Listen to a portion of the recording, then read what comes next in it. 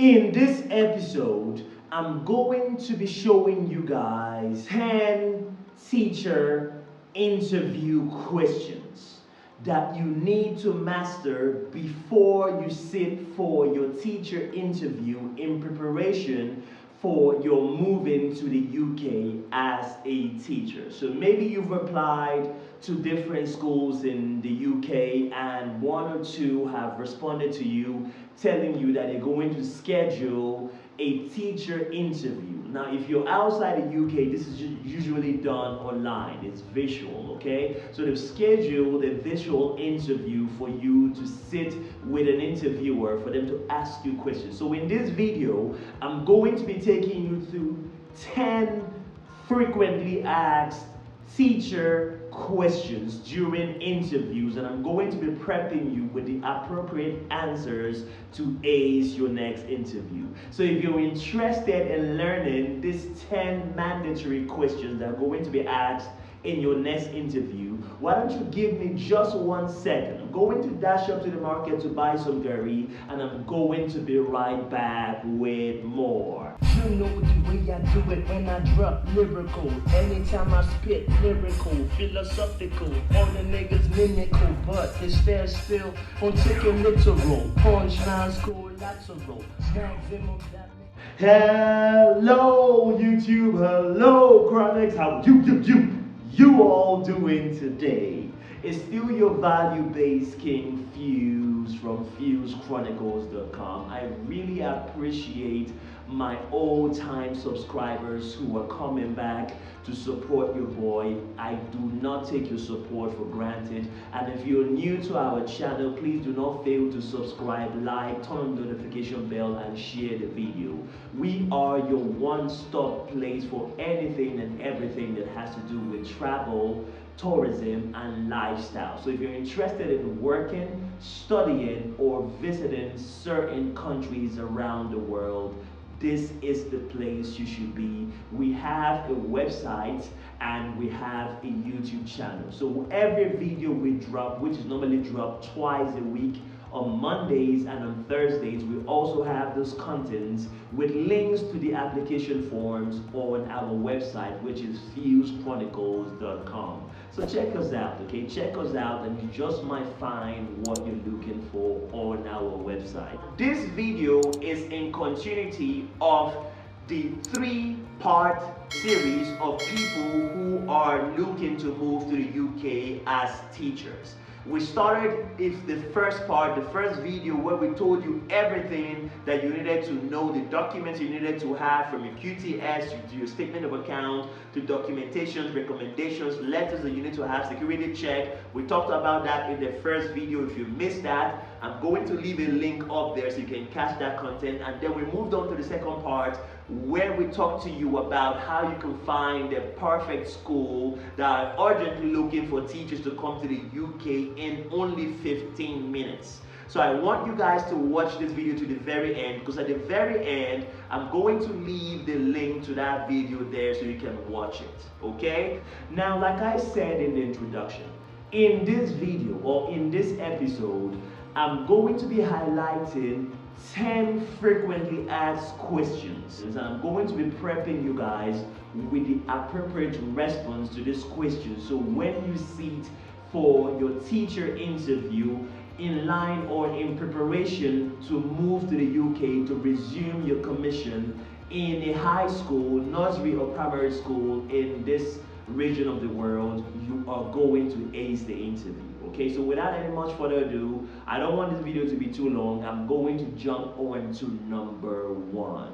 The first question that could be asked of you is, why did you want to become a teacher?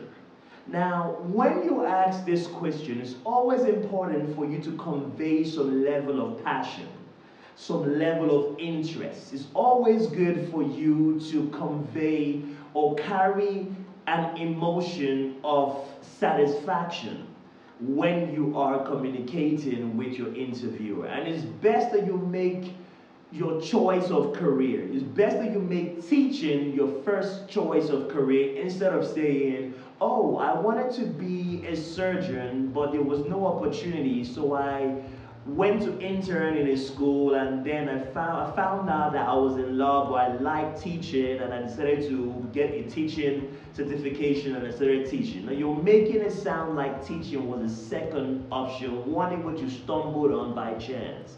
Now you can go about answering this question like this. I have always known that I was going to be a teacher. This was after I met my high school biology teacher, Mrs. Tiner, who always taught us life skills during our biology classes. In fact, it felt like our biology classes was a split between biology and economics. So in this classes, she always ended up teaching us about the digestive system, and then ended up teaching us life skills like what to do when you find yourself in certain unique situations in life. Because the class was very practical and actionable, I knew this was what I wanted to do for the rest of my life. Now, when you answer questions in this manner, you're going to blow the interviewer away in such a manner that he knows that this is the right person to fill up this open teaching position. Now, question number 2 is, can you tell me a little bit about yourself? I want to know a little bit about you. Now, I can guarantee, if there's anything I can guarantee, I can guarantee that they're going to ask you this particular question. Now, when you want to answer this question, don't go off course and off tangents and saying, oh, I'm a person who is outgoing, I like to read books, I like to watch movies. No, no, no, no, no. That is not what you should go about, or how you should go about answering this question. This question is designed to convey to them your personality, your professional achievement. So here you're going to start to break open your accomplishments, the one you captured in your CV. So you could start by answering this way.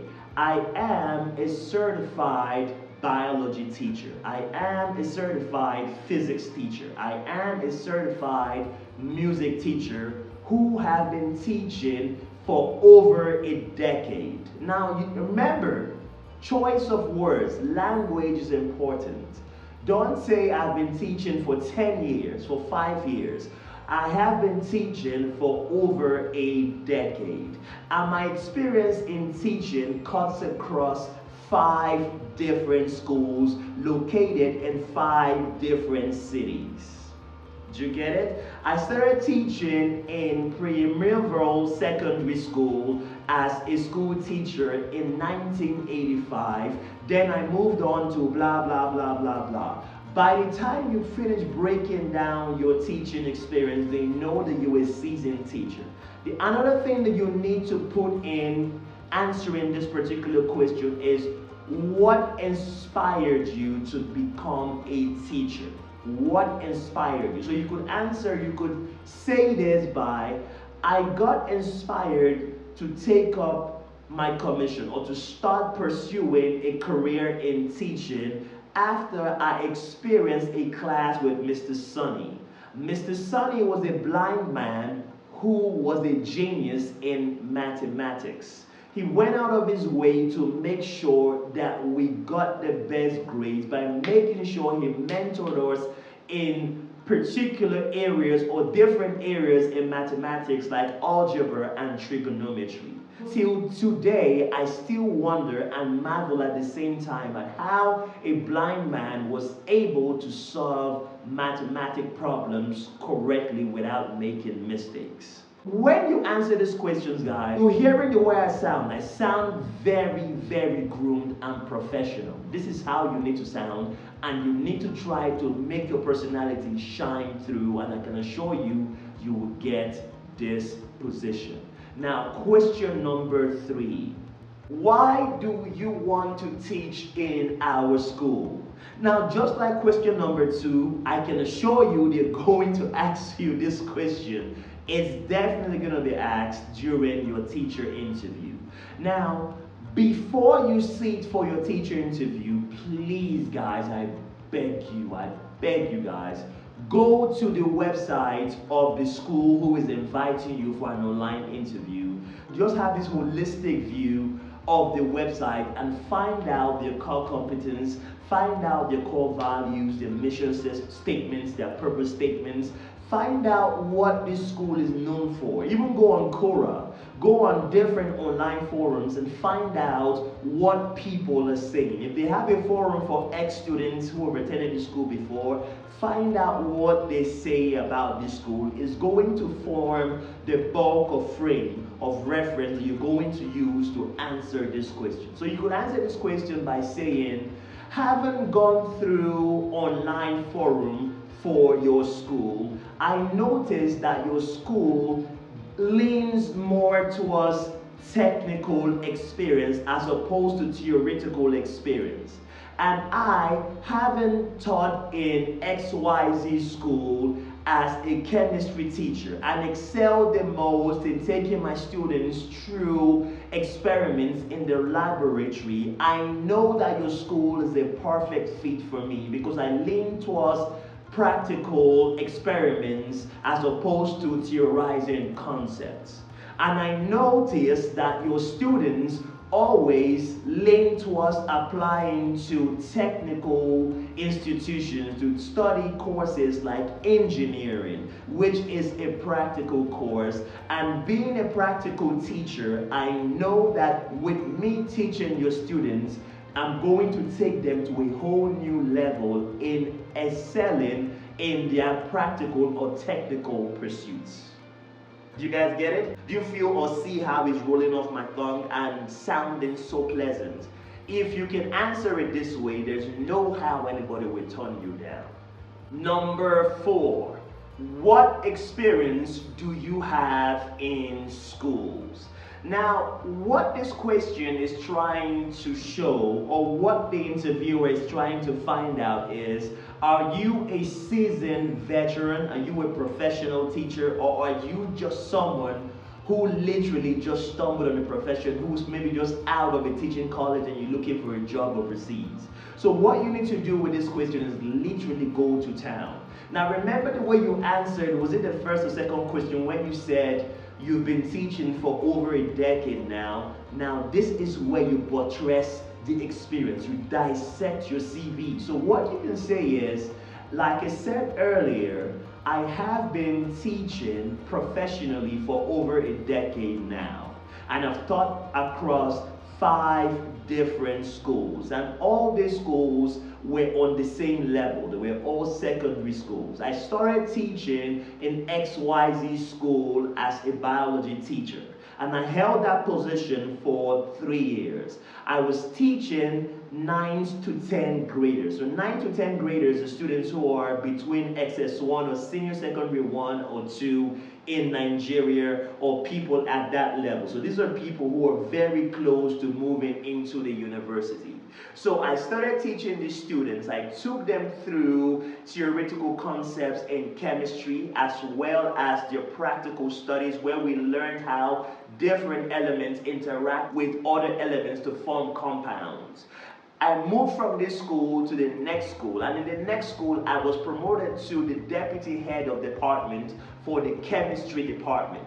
In that school I had more responsibilities because I took care of supervising how lessons were taught by younger chemistry teachers in that school. So in addition to teaching chemistry to my students, I also had a supervisory role in that school. And then I moved on to the third school after 4 years of teaching in the second school, and you just keep going in and in and in. But bear in mind that when you're talking about your experience, you have to be mindful of the period of time you stated on your CV. So if you taught, and if you started teaching from the first school, if you started teaching in the first school from 1985 to 1987 or 1988, you have to remember the date you put there. You cannot say you started teaching in 1982 or your CV has 1985.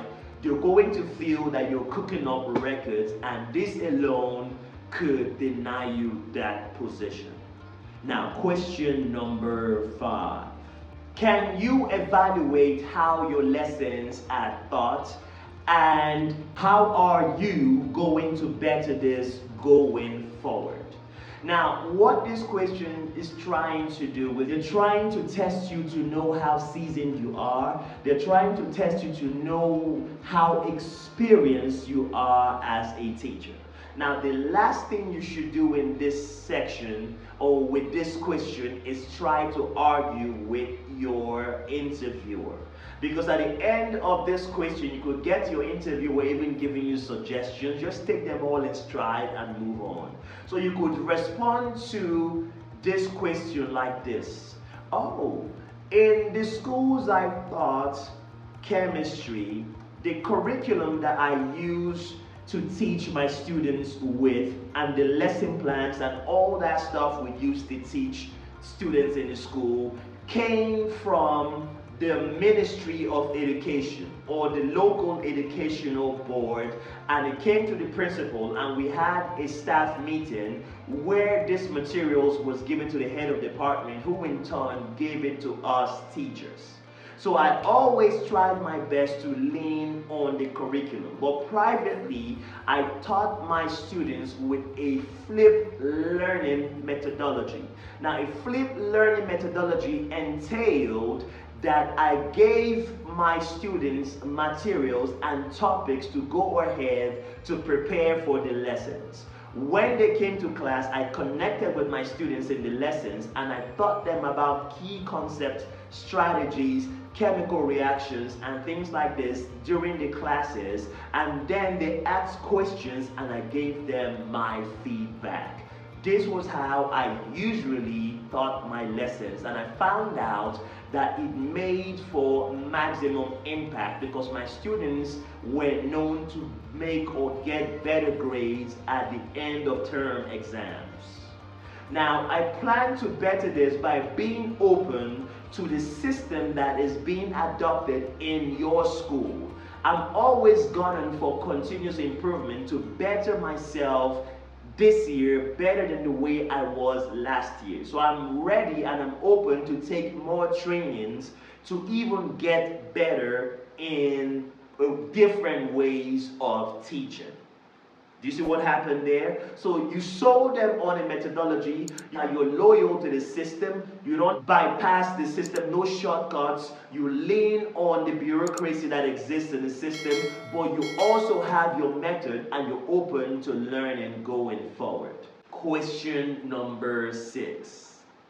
If I work into your classroom during an outstanding session, what am I going to see and what am I going to hear? Now, with this question, you need to understand that the interviewer is trying to find out what your definition of a quality class, a quality session, or a quality lesson is all about. So in this question, or with this question, you're going to try to prove to your interviewer that you welcome and you're open to interaction with your students.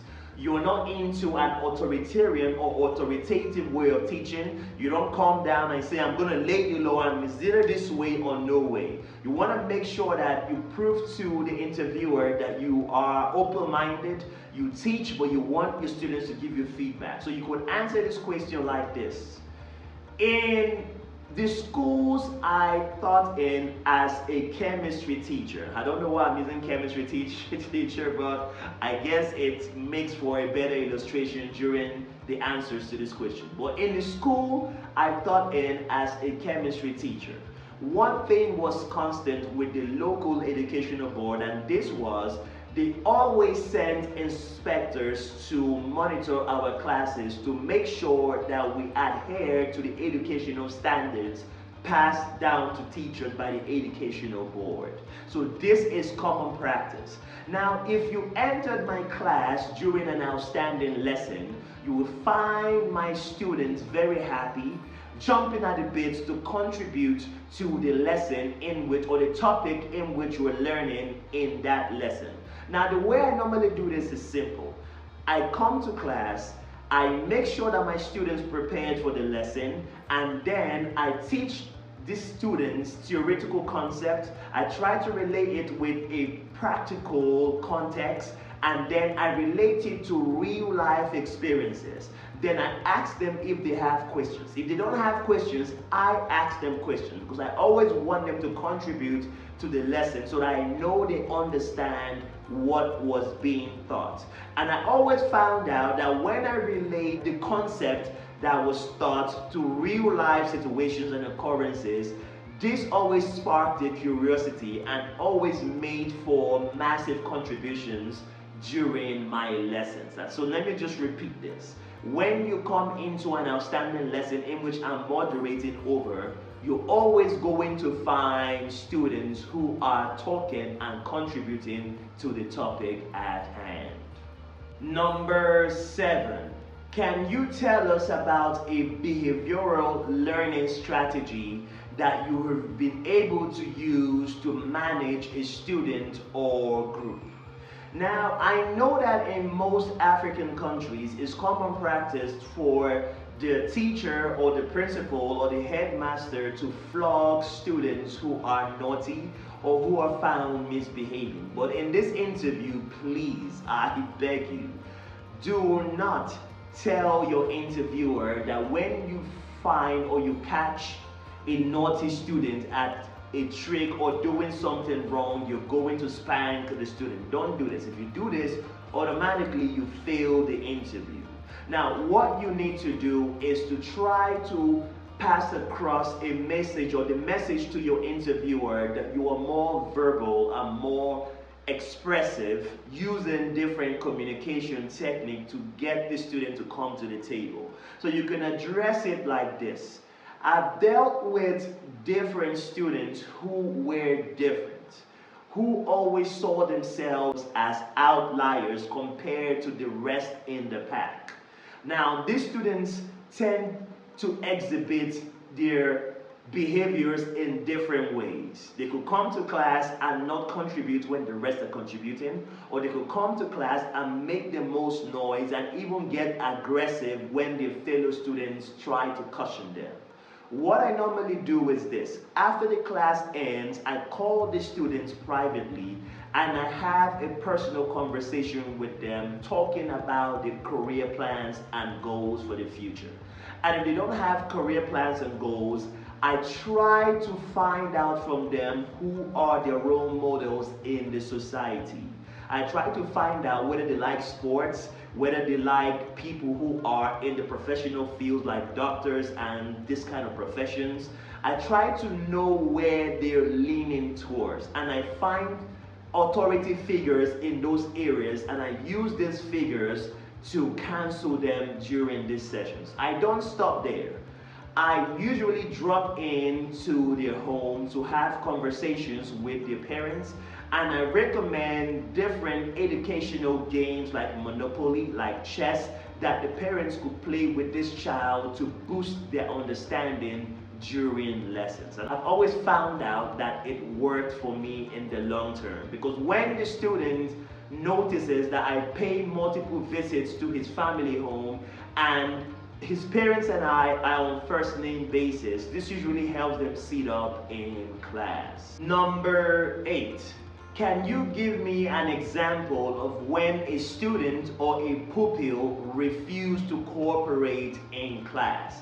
Now, you need to be mindful that this usually follows after question 7, and question 8 usually have other sub-questions that are asked after it, such as, what did you do when this happened? How did your action affect the situation? What will you do differently next time?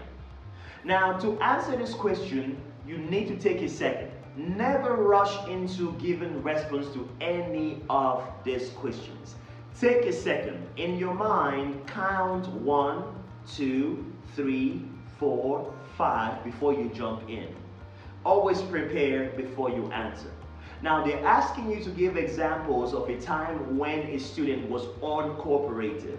What you're going to do is think about a time. It must not even be in school. It could be in your home with your younger brother, with your son, with your daughter, somebody that was far younger than you, that was being very, what's the word? that was being an outlaw, or that was being very stubborn, or that was being very destructive or provocative, think about this time and think about how you were able to resolve the situation. Now, if you were a female teacher who is looking to move to the UK for work, you could start by saying, I remember one time when I was teaching at Bristol International High School in my city, when a naughty boy who was renowned and known by the whole class for his naughty streak. This boy said, "Teacher, I love what you're wearing." And at the time when I heard this, I said, "Oh, okay, that's good." But then he went on to say, "Your bum is very big. I like it." Now, this remark at the time I thought was out of line. It was totally out of line. I was not going to tolerate this with my students. What did I do? I told him to stand up. I told him to stand up, and I told him to come outside the class. And then I told him, "Can you talk like this to your mom? Can you talk like this to your female leader in church?" And I kept asking this question, and before you know what, his face changed and he looked down. And then he found the errors in his ways. And I told him I was going to report it to the principal, and then I was going to report it to his dad, who at the time was an army general. And immediately his face became flushed. And he started begging, "I'm so sorry, madam, please forgive me, I will never do this again." And before you know it, I was able to draw him closer, and I counseled him on why he cannot talk to people this way. Now, in the future, I plan to have class rules. I plan to have class rules of how my students are going to have to communicate with their teachers going forward, so this situation cannot crop up in the future time. Do you guys see how this sounded? Sounded very professional, sounded very genuine, and sounded perfect. Number 9.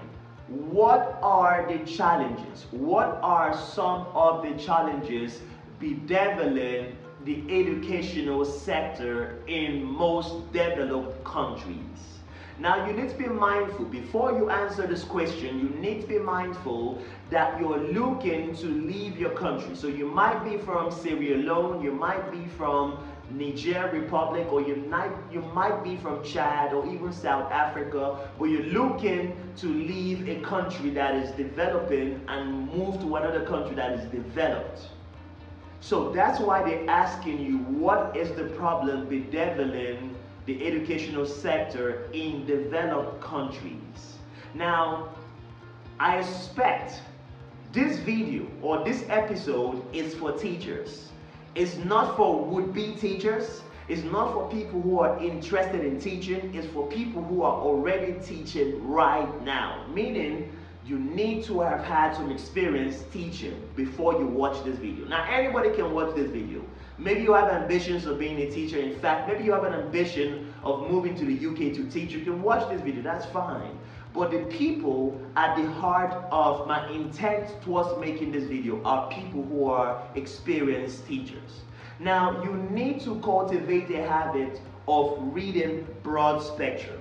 You need to understand how this sector affects my sector, how that sector affects my sector, because in the 21st century, this is usually the way that you can use to ace job interviews. Now, one of the major problems experienced by major countries around the world is the problem of funding. And the educational sector is not being left out. So you can phrase your response like this: one of the major problems bedeviling the educational sector, both in developing, underdeveloped, and even developed countries, is the problem of funding. 2 in 5 people around the world are out of school. And this has fueled insecurity. This has fueled crime. And people being scared in different countries like the US, in countries like Canada, and even the UK is not left out. Do you see how this sounds? So you've been able, not just telling them one of the problems bedeviling the educational sector in developed countries, you've also gone on to tell them how this affects certain countries, and even gone on to put out a statistic on the table. Now, if you're going to put out a statistic or a figure, please make sure it is factual. If they run a research, you're going to find out that there's a research that has been done in this field, and this figure is out there, documented, recorded somewhere. Don't just pull out a figure from thin air because you want to impress the interviewer. They're going to catch you out, and this could mark you down in the final ratings. Number 10. Are you a flexible teacher? If so, can you explain how? Now, this question is targeted at finding out whether you can multitask. They're trying to find out, can you teach chemistry, can you teach physics, can you teach economics as the teacher specialized in these areas? Can you still do some administrative or clerical work? So they want to know the level of flexibility that you're going to bring to the job if you were to get recruited and accepted into the workforce of this school. In trying to answer this question, show that you can bend over backwards, but try to make them understand that there's a limit to how far you can go. So you can say something like, I am open to helping the school meet its short to long-term goals in the field of chemistry. However, I'm also open to learning skills that I do not have that is going to help the school meet its long-term vision in administration, its long-term vision in public relations, its long-term vision in drawing the relationship or the gap or shrinking the gap between the parents and the teachers or the school and the outside world. So you've successfully communicated to them that you're open to staying in your lane and teaching as a chemistry, physics, biology teacher, whatever it is you teach, but you're also open to learning more skill that is going to serve the school somewhere else. Okay? So guys, that's it. 10 questions. If you want to learn more questions that could be asked of you during your teacher interview and the answers, you can go to the Fuse Chronicles website. We have 15 questions itemized on our most recent article that takes you on the questions, the answers, and even what comes next after your teacher interview. Okay? So guys, if this video was too fast, I always say it, go down to the settings tab, click on the gear icon where you can modulate the speed to slow it down to the part or the level that best suits your understanding. But if you're still confused with slowing it down and you still don't get what I've been saying for the last 10 to 15 to 20 minutes, why don't you slide into our socials and leave us your inquiries there. We're active on 3 social media platforms: Instagram, TikTok, and Twitter. And our handles on all 3 platforms are the same. It's up there at Fuse Chronicles. Okay? Now, you've watched this video to this point. I know you've gotten some immense value in this video. Don't forget to subscribe, like, turn on the notification bell, and share these videos with your friends. So when we drop more valuable videos like this in the future, you're going to catch them when they drop. In our next episode, we're going to be coming out with ways that you can get the cheapest accommodation in Canada if you're planning on relocating to that country. And don't forget, you might do your best in this teacher interview, you might give it your all, but in the end, it's out of your hand and it's in the place of God to make sure that you get this position. Don't forget, what God cannot do does not exist. So when you study hard and you give it your best, you give it your all during the interview, don't forget to put it in the hands of God to be the one that's going to be the author and finisher of your faith. And you've watched this video to this point. Now I want you guys to click on that video that's going to pop up to my right. That's going to take you to a video that will show you how you can find the perfect schools that are urgently looking for teachers right now in just 15 minutes. And until the next one, I remain your value-based King Fuse. I'll catch you guys in the next cut. Bye bye for now.